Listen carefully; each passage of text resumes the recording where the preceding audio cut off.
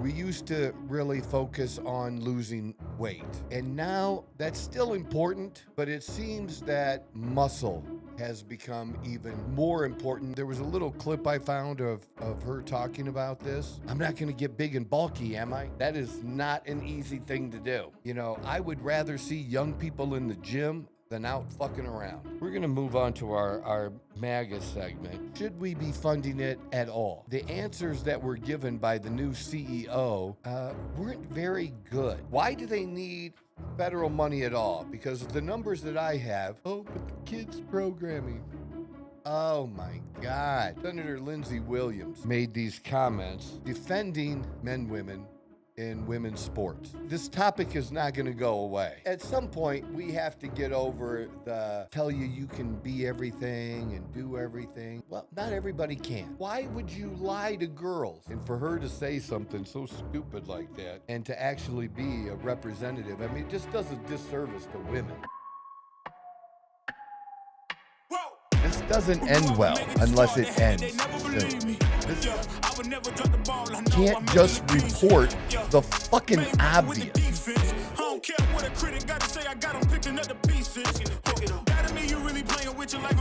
just a motherfucking jump. Just go. Let's fucking go. This is the Outlaw Apostle Podcast. I'm your host, Troy Neff. I'm the fucking guy. And the other guy in the room for show number 3 this week. 3 a week. Can you believe it? Is Chase. Chase. What's up, man? How you doing today? I'm still pumped and trying to get ready for Maurice. I want to be prepared. No, I'm really excited. I want to show my skills. Hell yeah. Hell yeah. I mean, what a guest to show the skills off with. Fantastic. Yeah. For those of you that don't know, on Sunday, we will be recording with Olympic gold medalist, former fastest man in the world, Maurice GREENE. Lots of good stuff is going to come from that interview, and it will be posted on Monday. That is our number one thing, but he's actually coming right here in our little studio. So, yeah, we have that happening. That's a big deal. So let's get right into the stuff I have for today, because I'm going to try to fit everything in.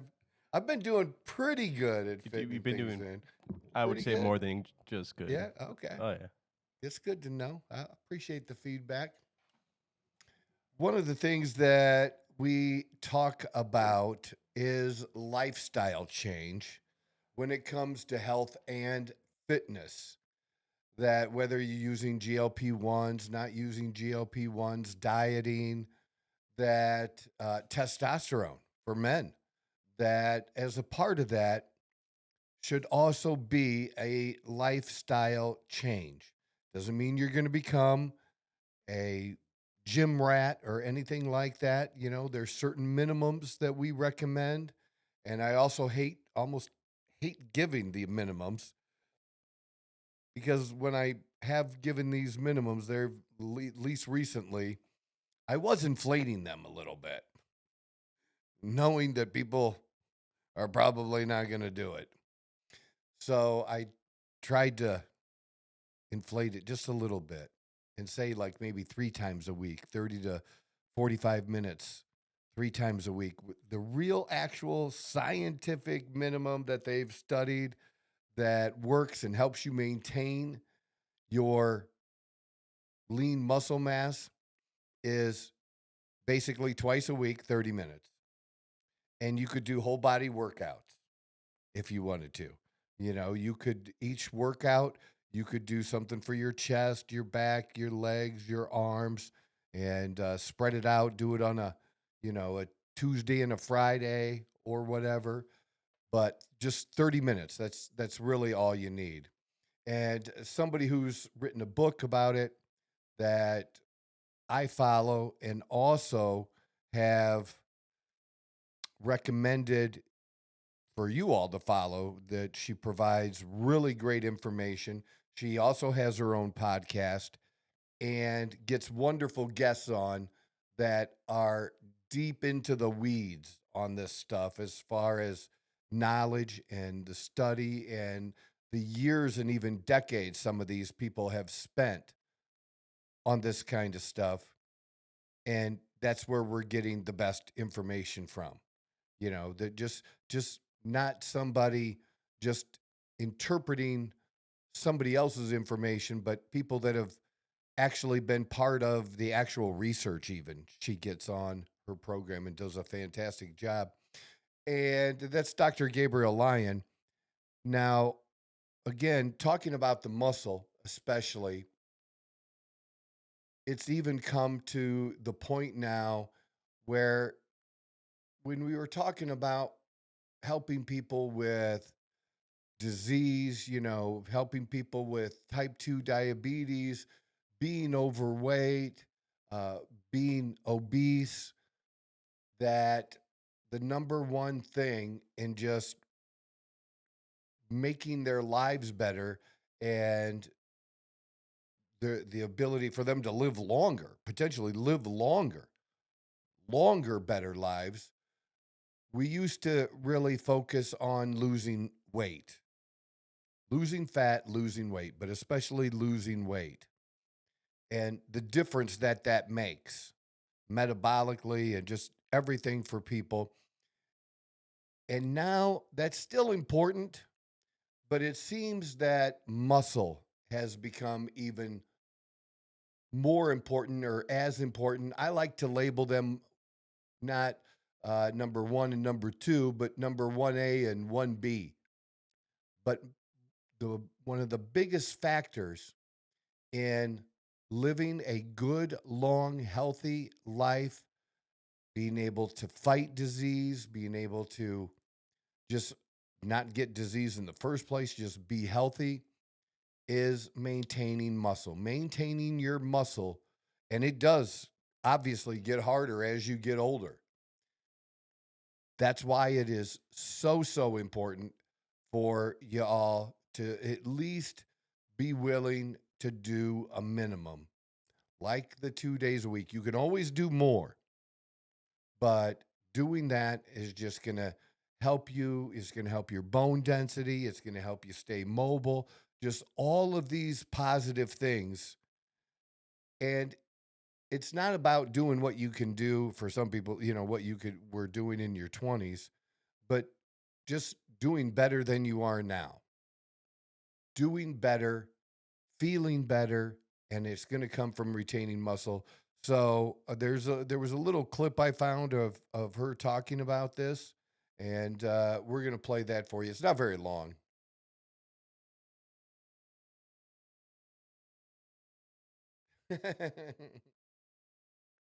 There we go. Yeah.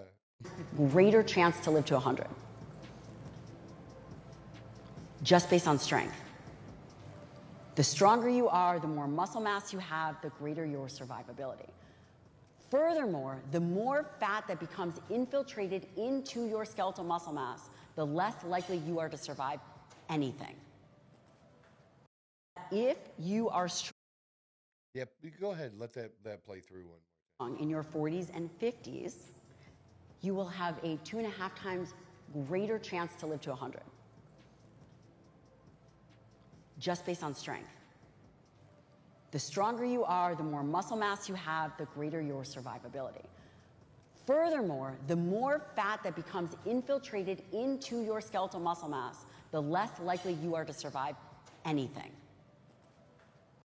If you are strong, yeah, it's just all about lean. It's all about lean muscle mass, and that was probably, I think that long-term study came out about a year and a half, probably a year and a half ago that she's talking about.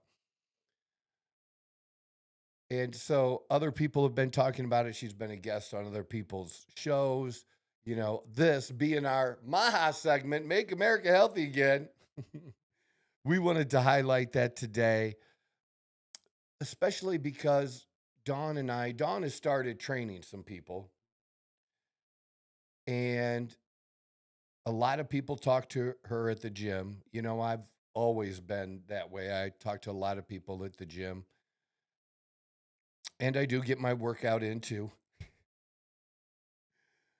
But just seeing some of the people that come up to her and talk to her and compliment her and want to be more toned like she is, and just seeing what other people are actually doing. Now, what other people do in the gym, unless they ask for the most part, ain't none of my business.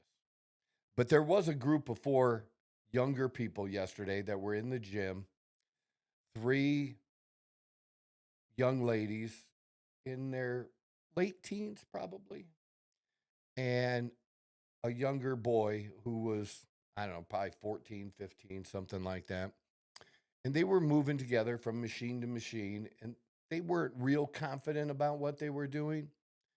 But there was one girl who was a little bit bigger, and she was doing a machine, a row machine, and they put like, I don't know if it was even, at most, it was 5 pounds on each side. And I had seen them doing some other things, chest press and machine and stuff before that, because they were right next to us. And I just walked over with a big smile on my face, being my old sweet self. I said, can I give you a really positive tip? She said, well, sure. And I said, you're stronger than you think you are. Stop selling yourself short. Put some more weight on there. And her friends helped out and immediately put more weight on there. And she did it easily. And she did it right after doing that lightweight. So obviously she wasn't tired, and I think that's part of it. Whether you're going to do a half an hour twice a week, or whether you're going to get more into fitness and lifting and building some muscle, you're probably stronger than you think you are. And this idea, because it's said to Dawn all the time, this new person she just trained, well, I'm not going to get big and bulky, am I? I mean, that is not an easy thing to do. It's just not. You're not going to accidentally wake up some morning and be like, oh, fuck, what did I do? Oh, my God, I'm too muscular. It does not fucking happen like that at all. But you have to stress the muscle. You do have to understand some of the basics, and that you need to be getting stronger, that not just going through the motions. That's what I'm trying to say. Because a lot of times what we see and notice is people going through the motions tends often to be a lot of times women. And I'm not talking about the serious ones, just the ones that are the female gym rats. They get right at it. They lift. But I'm talking about people who are not gym rats. You don't have to be a gym rat, but you do need to be stressing yourself. You need to be doing something with that muscle that it's not used to doing, so it will send signals to your body like, okay, well, Amanda must be serious this time. This is the 4th time in, 10 days, and she's forcing us to do this. We need to build muscle up. This is your muscle talking, the little dudes running around inside there talking to each other. We need to build more muscle up for Amanda so that she can handle this. And that's what happens. But that has to be fairly constant, which means either your reps go up or your weight goes up. And I'm not saying you'll never hit a wall, because we all hit walls no matter what our goals are. But you do need to be pushing towards that. There should be some level of difficulty and uncomfortability. All right. You should be a little bit uncomfortable doing it. If you're not a little bit uncomfortable doing it, then it's too light. You're not challenging yourself. And that doesn't mean every set. You got your warm-ups, but if you're going to do, say, 3 or 4 sets, then your last 2 sets, I think, should be on the difficult side.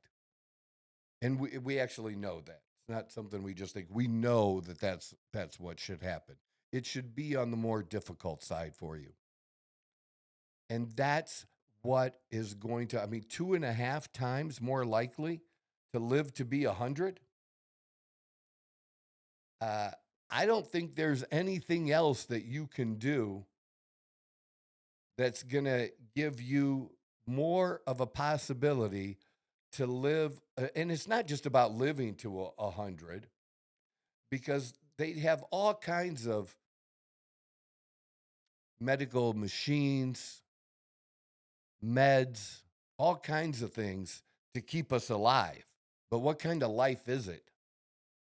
I'm talking about not only being able to live longer, but able to live longer and experience life, to still be able to do things and enjoy things, and not just trying to get through each day, just staying alive, but being able to go out and still go on a, short hike, or to be able to travel. Just again, enjoy life. Go to great grandkids' baseball games. But it all starts, as she said, especially in your 40s and 50s, because sometimes what happens is life happens if you have kids, and I understand young people are having kids later now. So let's say in your later 20s and into your 30s, at some point when you start having kids, that's going to become your number one priority for a minute. And not that it always won't be a priority, it will. But where a lot of times, if something gets dropped because of schedule, it might be the workout, because you just have things to do, you know, in taking care of your kids. You got to figure that out though.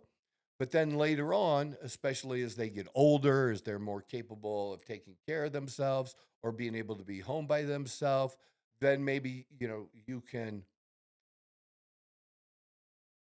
after work, stop in and get a workout, whatever it is, figuring it out. And when people again are in their 40s and 50s, people are coming back. Maybe they did some things when they were younger, and then again, life happened, and now they're, not in the shape they would like to be.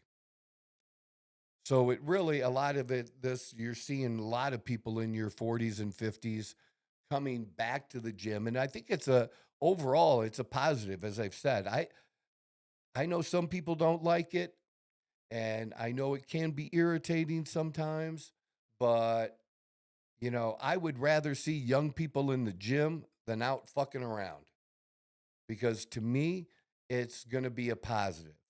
It's something that helps build discipline, which is going to help them, if they're going to college or searching for a job or whatever it is. I connect all those things together, but that's just me. It's something that I do, but love seeing these young people in there, and more people in general going to the gym. I'd rather you go to the gym and not know what the fuck that you're doing than not go to the gym at all. All the rest of the stuff, none of us knew what the fuck we were doing when we went to the gym.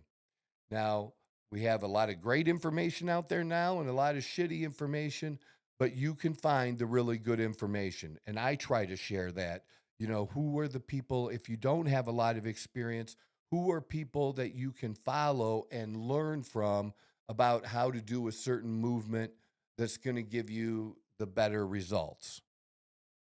And we didn't have that. We had little picture diagrams, that would show 6 different spots of the movement or something in a book. Now you have actual fucking videos. Again, there's bad ones out there too. I get it. And you got to be willing to search through it. But you can absolutely find it. There's no reason you can't find a basic workout routine. And if you put in a certain type of machine, what's the best way to use a particular brand or type of machine, you can put that in a chat GPT now, and you're going to get a pretty fucking good answer. All right. You're not going to get a bunch of fucked up shit. Now, that's not the video stuff, but, or you could ask chat GPT, you know, who are the best people to follow. You know, like I've given you some people like Mountain Dog or Big Mike Van Wyck or some people like that. But there's definitely some good people out there to be able to follow and figure this stuff out. There's no excuse anymore of not having access to information. We have access to more information than we've ever had ever in how to do this kind of stuff. I mean, you can hire somebody to do a meal plan. Guess what else? Chat GPT AI will do a fucking meal plan for you. If you give it the parameters, you might have to do a little homework yourself of, what your size is, height, weight, age, what you're trying to accomplish. If you want to figure it, and if you don't know how many calories you should be intaking, ask it. And then it may ask you for some more information, and then give it that information. And then it can build you a meal plan around that. Or you can pay somebody to do that for you. But I'm just saying, money is not an object now, because if you don't have the money, guess what you can do? You can do the work. That's always the key. I've always been a believer in that, when I have the money or don't have the money to pay someone else to do something, I was always willing to do it. Now today, having some money, there's some things I don't want to do. Not that I couldn't do them, but it's just whether it's worth my time, and it may be better for me to pay somebody else to maximize my time and getting paid on the things that I do well. But it's there. There's no excuse anymore for that. You can find out, and Chat GPT, Grok, whatever. And I guarantee you, probably the person that you're paying, they're probably using those things now to do that for you. So you can do that or not. It's no different than when I was a financial advisor. People could figure out if they wanted to learn, and even more so today, on, how to pick and how to invest and find the better mutual funds. But people that didn't want to do that came to me, I did it, and they paid me for it. So you can have other people do it, or you can do it yourself. But doing it yourself and you're going to have to be the one that does the ultimate work anyways in the gym. That's solely up to you. Nobody else can do that for you. And again, just for you non-gym rats, long life, we want you here. We want you to live your best life, 30 minutes twice a week. So how important strength is. All right, that is our MAHA segment. So we're gonna move on to our MAGA segment, and I thought this was interesting because it just came up in the last couple of days. There's been discussion over the years about this kind of stuff, and that is, it used to be different years ago with content when we had PBS, when we had NPR, that were kind of, you thought of them as basic media companies. Maybe they provided a little bit of, it's where you would see Mr. Rogers, you would see Sesame Street. And then for years, even though they weren't anywhere near as big as the ABC, CBS, NBC news, you were supposed to, I don't know why we believe this, because people told us to believe it, I guess, that PBS was going to be straight news, just straight news, just give you facts and you decide. I don't know if they ever did that, but they have been doing that for a long, long time. Now, they are not fully funded by taxpayers, but they are partially funded by taxpayers. And it's a little chunk. It's a little chunk, and we'll go over those numbers.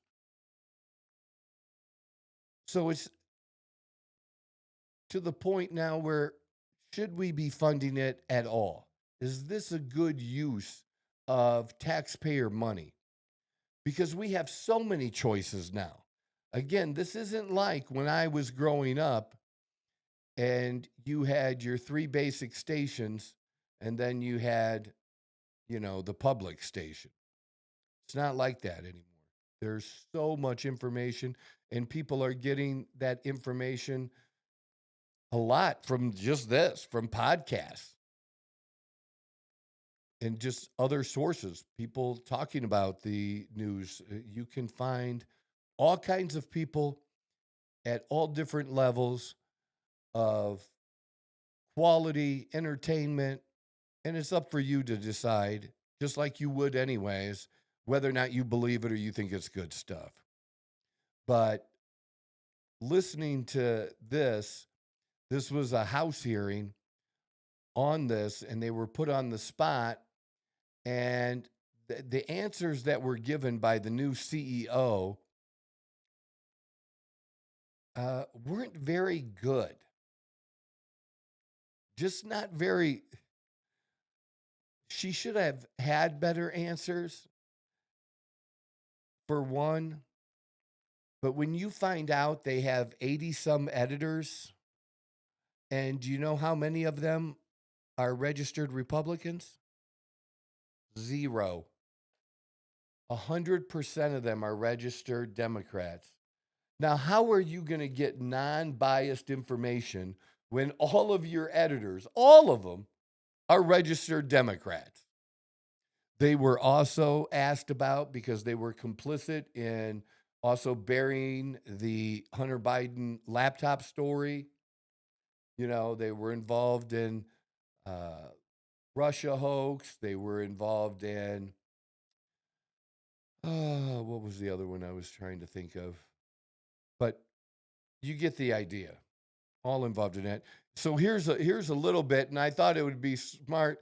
Let's just hear PBS NewsHour themselves talking about a hearing that is related to their news. Capitol Hill today, the heads of America's public media networks, PBS and NPR, faced sharp questioning by a House Oversight Subcommittee about allegations of bias and why their work justifies continued federal support. That support also helps to fund programs like the NewsHour. President Trump, Elon Musk, and many in the Republican Party have argued those funds should be completely cut. William Brangham has our report. NPR and PBS have increasingly become radical left-wing echo chambers for a narrow audience. Today's hearing was organized by Subcommittee Chair Representative Marjorie Taylor Greene, Republican of Georgia. PBS News is not just left-leaning, but it is actively uses taxpayer funds to push some of the most radical left positions, like featuring a drag queen on the show Let's Learn. Greene and her fellow congressional Republicans accused PBS and NPR of having a liberal bias. I don't even recognize the station anymore. All things are considered, yet their history of political bias has shown that there are a number of things they have not considered. The bulk of the criticism fell on NPR CEO Catherine Maher, who acknowledged shortcomings in some of NPR's past coverage. That we were mistaken in failing to cover the Hunter Biden laptop story more aggressively and sooner. She also expressed regret about old comments made in 2018 before she worked at NPR, where she called President Trump racist. I would not tweet them again today. They represented a time where I was reflecting on something that I believe that the president had said rather than who he is. I don't presume that anyone is a racist. But Maher also defended the work of NPR, calling their journalism and varied programs an essential part of a democratic society. It correlates with higher rates of civic engagement, greater civic cohesion, and economic advantages, such as better municipal bond ratings. Recent independent polling found that more than 60% of all Americans and more than half of Republicans trust public broadcasting to deliver fact-based news. There's nothing more American than PBS. PBS CEO Paula Kerger extolled the virtues of her network's extensive, commercial-free programming for children. Our educational programming is backed by scores of research studies showing that our programs like Daniel Tiger's Neighborhood and Super Y help kids develop essential skills like reading, math, and problem solving. Kerger was pressed on the accusation Representative Greene had made that PBS was promoting sexualized content towards kids. Do you think that it was inappropriate to put the drag queen on the kids show? Do you think that was a mistake? The drag queen was actually not on any of our kids shows. The image that Chairman Taylor Greene showed was from a project that our New York City station did with the New York City Department of Education. What time of day did it air? It did not air. It was a digital project. I'm a propaganda wing of the Democratic Party. The PBS NewsHour was criticized as well. Representative Pat Fallon, Republican of Texas, cited a conservative media watchdog group that says it analyzed the NewsHour's coverage of the 2024 presidential conventions. Yeah, this 72% of the coverage. This was interesting here about what percentage was positive and what percentage was negative for the Republican Party versus the Democrat Party. GOP convention was negative. 88% of the Democratic convention was positive. A large majority of Americans say they trust PBS. And that's exactly why extremists are trying to tear it down. Democrats, like Representative Greg Casar of Texas, came to public media's defense, arguing that if cutting the federal budget is the imperative, there were far bigger targets. Private insurers and Medicare Advantage overcharged taxpayers $83 billion just last year. That could pay for public broadcasting 160 times over. Congress sends money to the Corporation for Public Broadcasting, or CPB, which disperses the funds throughout the public media system. For 2025, Congress appropriated $535 million to CPB. That's less than 1/100% out of the total federal budget. It costs, per American, a little over $1.50 a year. While some Republicans argued that funding might have made sense once upon a time, the advent of the internet makes public media irrelevant. Because technology has changed. You know, the thing is, what does it matter whether it's $45,000, $4,500, or $4.5 million? What does it matter? Shouldn't, if you don't need something and it's a waste, or my question is, why do they need federal money at all? Because the numbers that I have, supposedly, this is what they tell people, less than 1% of NPR's annual operating budget comes from federal sources. The Corporation for Public Broadcasting, the CPD, and other agencies. For example, NPR cites the direct funding is a small fraction of the $300 million annual budget. They get about $3 million, which doesn't seem like very much. And if that's the case, now they actually get more than that indirectly, and I'll explain that in a second.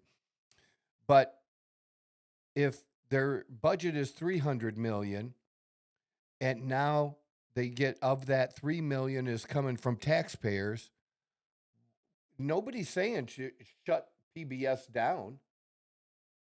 Just don't use taxpayer money for it. And if they have to make some cuts somewhere, or what could they do? You know what the CEO should do? This is the same thing that the head of a university does. You go to your donors. You shake some wealthy people down. Say, that big bad Elon, he's taken away 1% of our money. Can you help us make that up? Why not? Isn't that how it works? But here's the other thing. It's actually a little bit more than that. And that's because they get indirect funds from programming fees that are paid by member stations. And the stations get part of their funding from CPB, and they provide about $465 million a year. So the estimate is 10 to 15% of the stagent's budget on average, and that gets filtered to NPR. So in reality, it's not 1%, but 10 to 20%. But even so, out of 300 million, you're going to say it's 30 to 60 million. Make it up some other way or make some cuts. If it's that important to keep, if it's that good and that useful to society and contributing that much, people will want to keep it and people will donate. But don't make everybody do that. This not, again, it's not what our government was ever meant for, ever. Our government was never meant for this. And they always want to bring in the kids. Oh, but the kids programming. Oh my God. There are plenty of alternatives and plenty of ways that parents can find to entertain their kids. And that should be up to the parents, you know, not public broadcasting, for God's sakes. But yeah, so much of their funding already comes from donations, grants, other non-tax sources. Let it all come from that. Again, nobody's getting rid of the PBS NewsHour. Nobody's getting rid of NPR. Nobody's getting rid of Sesame Street, but let it be funded by people who want to support that.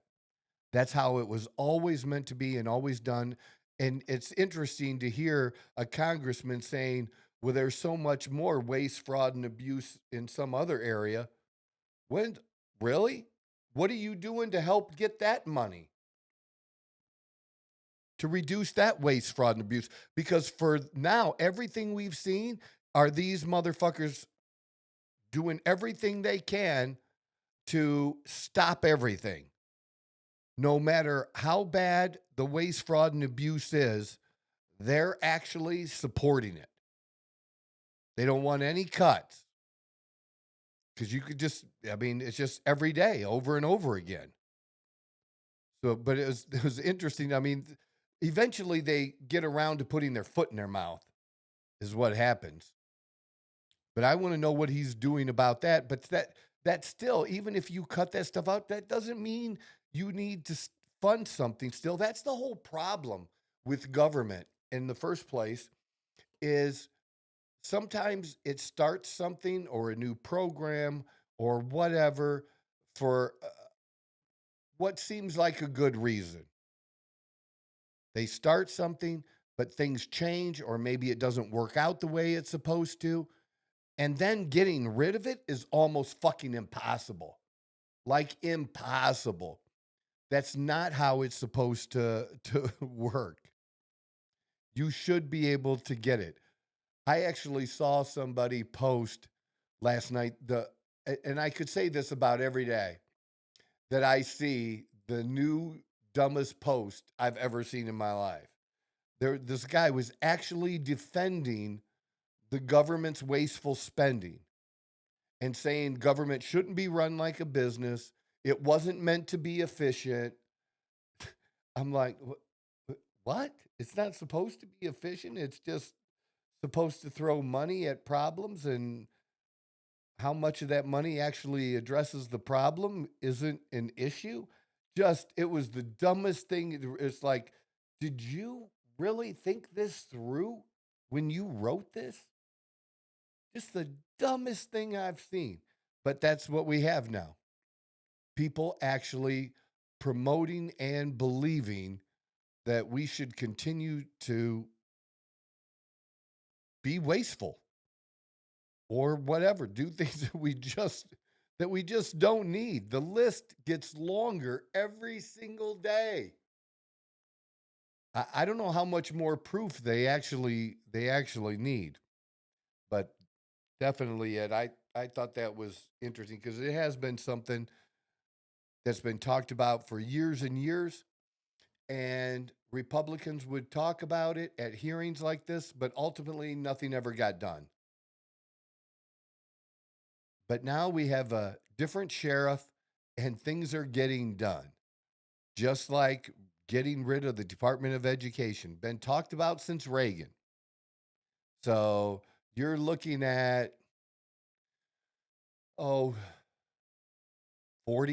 to 45 years ago. 40 to 45 years. Yeah, time flies. It's been talked about. And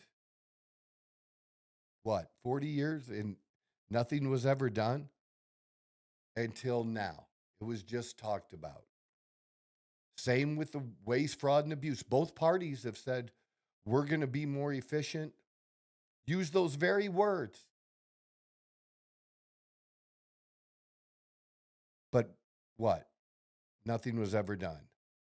And now somebody's actually doing something about it. And oh my God, we're all going to die. Probably. You're listening to the Outlaw Apostle Podcast. I'm the host, Troy Neff. I'm the fucking guy. We appreciate you. We appreciate you guys that have been there from the beginning, are there right now in our first year. It means a whole lot, but you get to say you were there at the beginning. Let's bring some more people along for the ride, please. And just hit that subscribe button. Have a friend. If we can have everybody just get one friend, a spouse, a brother, someone else to hit that subscribe button and just start growing that again, means everything in the world to us. We appreciate you. God bless. Have a great week. All right, so continuing on with our MAGA, but we're mixing a little. This is kind of MAGA MSGA issue here that Senator Lindsey Williams, Pennsylvania, made these comments, and again, defending this topic is not going to go away. And Democrats continue to, I guess, double down on it, which seems crazy to me. But men, women in women's sports. So here's just, it's not very long. It's less than a minute. Here's a clip of what she had to say. To know that there are elected officials like me who believe female bodies are just as strong, as fast and capable as male bodies. Because notably, this bill only seeks to ban trans girls from playing sports, not trans boys. I want all girls to know that there are elected officials like me who would never underestimate your ability to beat a boy at their own sport.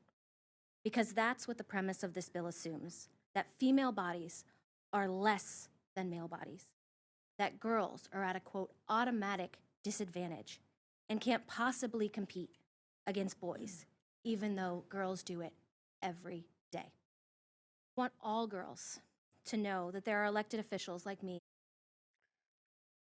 Every day? Where is this happening at every day that girls are beating boys at their own sport? I get, at some point we have to get over where we want to be nice and tell you can be everything and do everything and achieve anything. Well, not everybody can. And I'm sure, obviously, I'm not a fast runner. So a girl that is a fast runner could beat me in running. But her equal in the boys, same event, she's not finishing in the top 5. It's not even close. It's not even close. She might be able to beat other boys who are like me that aren't very good runners. But she's not going to beat other boy runners. That's what they do. It's just not going to happen. And if she did beat one and there's 10 runners and she finishes 9th out of 10, is that a win? You know what I'm saying? Is that a win? You're not going to get, why would you lie to girls? and say that they can compete and their bodies are the same as men. I mean, we all have the same answer. If that's true, then we don't need men's and women's volleyball. They could just be co-ed teams, and the coaches and the schools just pick the best players. And there's some, I mean, how tall is a tall chick? Over 6, I mean. Yeah, because I think the average is like 5'7" in the U.S. or 5'6". For women? For women, I believe. Oh, no way. No way. I want to see that. Yep. Let's. I might be thinking of men. Yeah. Yeah, because you're way off. 5'3"? You know, 5'3" and a half. Really? I would have said like 5'6". Nope. There's a lot of short chicks, dude. Dawn's only like 5'4". So I don't know. I guess my perspective on height sometimes is kind of skewed, I guess. But that's crazy to think. You had tall Mexican women in your life? Yeah. a lot of tall Mexican women in my life. But, yeah. But like taller for a woman, like 5'7", 5'8". Yeah, I guess that's what I was. Yeah. So for a tall woman, it's like a 5'6", 5'7". Yeah, if you're taller, well, I think that's getting up there. When a woman is my height, like I did it one time, and it was not good. It's a long story that I am not telling on this podcast. But there was a chick I took out on a date that was my height. Except in heels, like on flat feet, we were the same height. Yeah. Not going out to dinner. No. No. Yeah, I don't mind. Not even close. To be honest with you, I don't mind a little bit of height. That's a little. It's just it doesn't look good for the dude. You look like a little dude. Yeah, like to each their own. I believe peeking on in that. like, all right, yeah, no, I get it, but I'll tell you the story someday. Right. Like it's one of my embarrassing stories. That no. But then when you start pushing, say, because I'm 5'9.5", so would you start really pushing women at 5'10", woman is tall. Yeah. And 6 foot and above, they're really, really tall. Yes. Right? A tall man would well, how about do this? What is the tallest woman currently in college basketball? Currently. Yeah. I want to see who that is. Who do we have? 6'9"? Yeah. That's pretty tall. With Texas. No, that's really fucking tall, dude. That's really tall. She's But only a 6'9", sophomore, by the way. But she's the tallest. So it's not like there's a shit ton of them, dude. Right?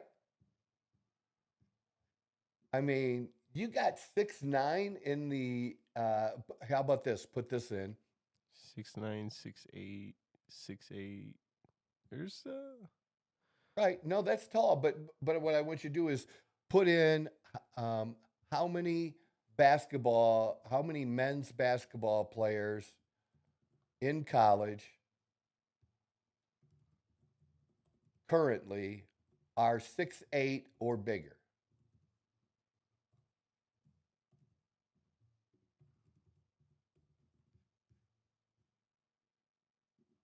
Basket man.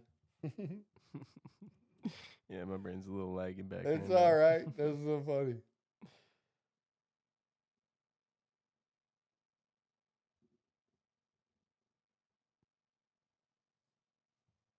Yeah. A significant portion. Significant of every team. Is basically what it's saying, right? Significant portion of NCAA Division I basketball players are 6'8", and internationally even more. Average height is The average 6'5", height. 6'7". The average height in Division I men's basketball is just under a handful of the tallest women. So you tell me how that's going to work out. College women trying to play with the men. It's just so silly to even say. I mean, men's and women's bodies are just not the same. And for her to say something so stupid like that and to actually be a representative, I mean, it just does a disservice to women. Giving women false ideas about this. I don't know. That's crazy. That is crazy stuff, man. I haven't done so well on betting on the women's college basketball. Did I tell you that? No. So I was betting, well, hopefully I win. I picked South Carolina to win it all. But so hopefully I win that one. But I did okay, but not okay. Because I picked a bunch of winners of the actual game, but I also I parlayed it with the over-under, and I didn't get any of those right. So it crushed it. Even though I picked the winners, I should not have done the over-unders. It killed me. So probably, I did real good coming back from, almost dropping back to $1,500 again and getting over 5,000 in a short period of time. But in the last week and a half or since the tournament, I've been winning and losing again the same $500 to $700. Just back and forth. Yeah. Just back and forth. Just back and forth. 5,000, 56, 5,700. 5,000, 56, 5,700. Just back and forth. It's not too horrible as long as. Although you got to pull this up. Pull up. It should be on YouTube. Just a short little clip. LeBron's tip in against the Pacers. Just put LeBron tip in winner. No, not against the Lakers. He is a Laker. They played the Pacers. Oh, the Pacers.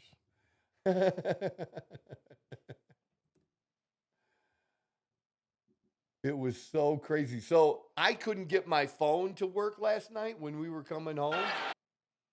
So let me set this up. I couldn't get my phone to work where I could watch it on my phone. Okay. Like it wasn't playing for whatever reason. I had to reboot my whole phone and everything.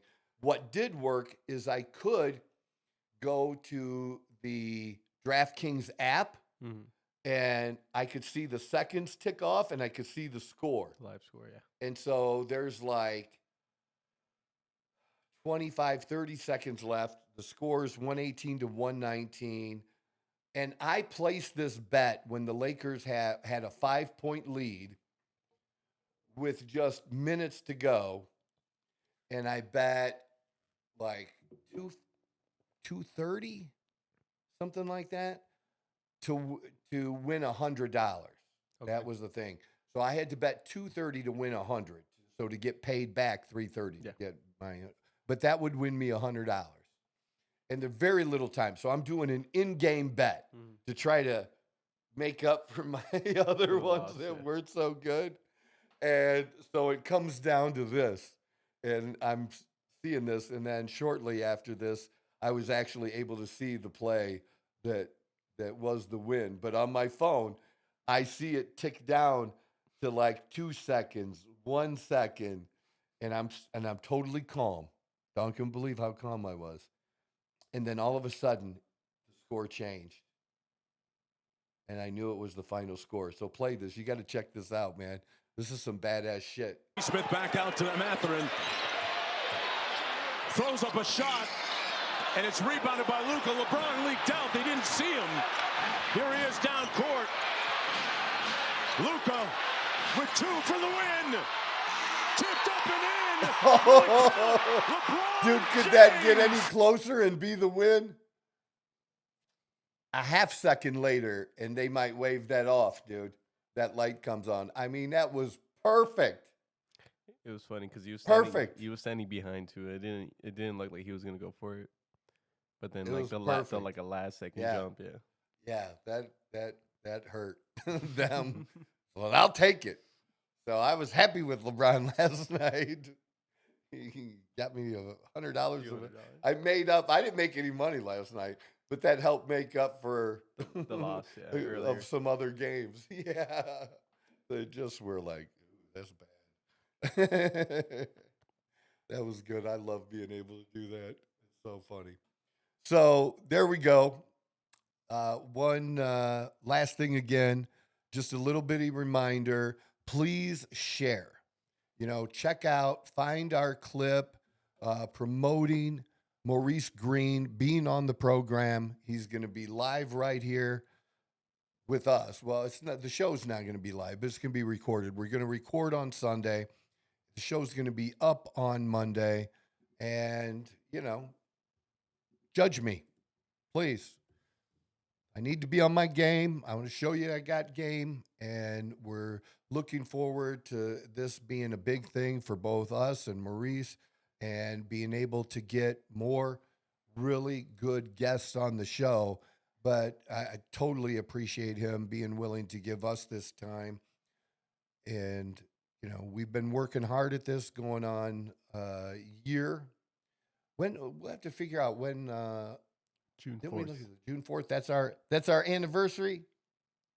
Hell First yeah. anniversary.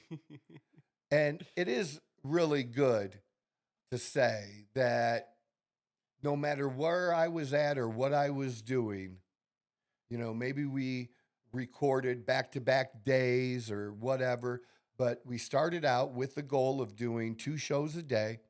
And our very first goal was to get to 21 shows, to be in the top 1% of all podcasters. And that's what you have to do. You have to get to number 21 to be in the top 1% or the bottom of the top 1%, right? And so we're at the bottom of the top 1%, but that was a goal. And we kept going with the 2 shows. And then recently we changed to 3, but there hasn't been a single week that we've missed. No. Not one. We've made it happen. And that's including me being in the hospital, almost dying, for God's sakes. I came and did the podcast sick as fuck. Or I was doing it when I was sick and didn't even realize it. And, all of these different things that have happened, nothing has stopped us, and nothing is going to stop us. We're going to make this happen, and we can't do it without you, and we appreciate you. So spread the word. This is the Outlaw Apostle Podcast. I'm your host, Troy Neff. I'm the fucking guy. Who knew I would make it this far? They hated, they never believe me. Yeah, I would never drop the ball. I know I make it look easy.